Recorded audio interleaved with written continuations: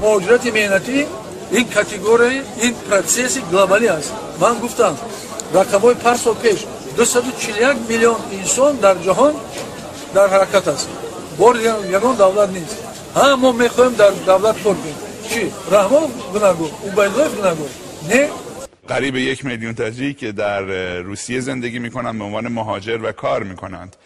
این آیا مشکلاتی را برای جامعه تاجیکستان به وجود آورده و احیانا نفوذ روسیه رو تداوم میبخشه در تاجیکستان؟ 1 میلیون نفر مهاجران مهنتی ما در روسیه کار و زندگی فعالیت میکنند.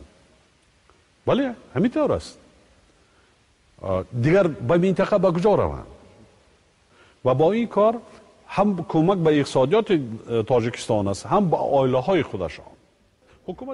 هر یک کدام شما مهاجرت مهنتی را دیدگی هستین. من شخصا خودم در سن 16 سالگیم به مهاجرت مهنتی رفتم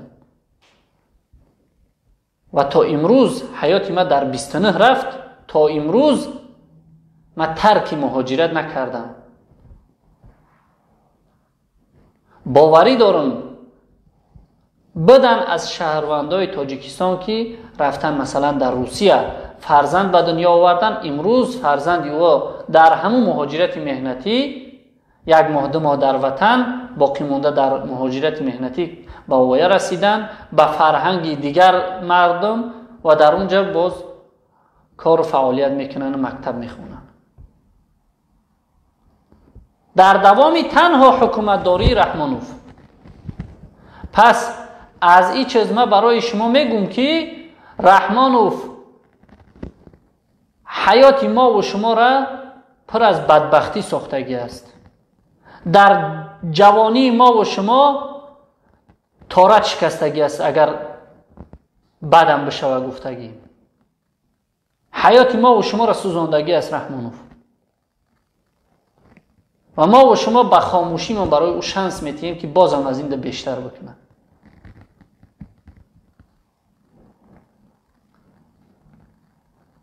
حالی ما از دیگر ظلمهاش علاحیده با قصه میکنیم. متاسفانه یک مشکلی خیلی کلان است در بین ما مردم تاجیکستان. وقتی که یک نوار ثبت میشود، یک مبارز مثلا، او انسان جانش در خطر موندگی است، تمامی هستیش در راه مبارزه در راه نجات مردم صرف کردگی است، محنت میکنه، زحمت میکشه. هر یک انسان بر واسه خودش زندگی داره، زن و فرزند، مقصد کار و فعالیت، درس، خلاصه در عموم یک زندگی داره. همه یا را یک طرف میگذاره، وقت جدا میکنه، میشینه سر میز، مثلا دستگاهاش تیار میکنه، یک نواری مراجعتی میکنه. یکی از کمبودی کلانترین ما و شما همی است که ما او را گوش نمیکنیم، تماشا نمیکنیم و دستگیری نمیکنیم.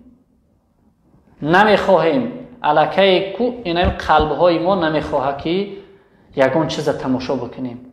فقط حیات خود ما در اینمی یک صرفی چیزای بی معنی میکنیم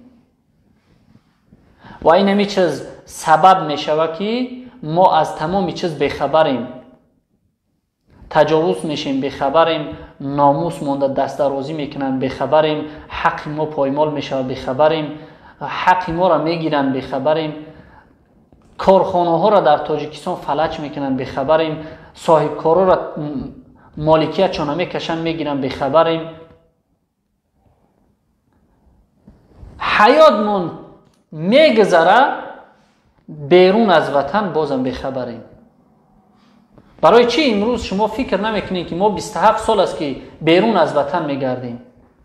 برای که نمیخواهین، شما نمیخواهین که معلومات داشته باشین، نمیخواهین که گوش بدین که مردم شما را چی میگن، نمیخواهین که یک بار نظر به مخالفان بکنین. این همی چیز است که ما و شما را بدبخت ساخته است. این همی چیز است که شانس داده است برای یک ظالم، برای یک انسانی که سرش این همی قدر دم کردگی است اما در داخل او مغز اقلا چین یک دانه زردالو نیست.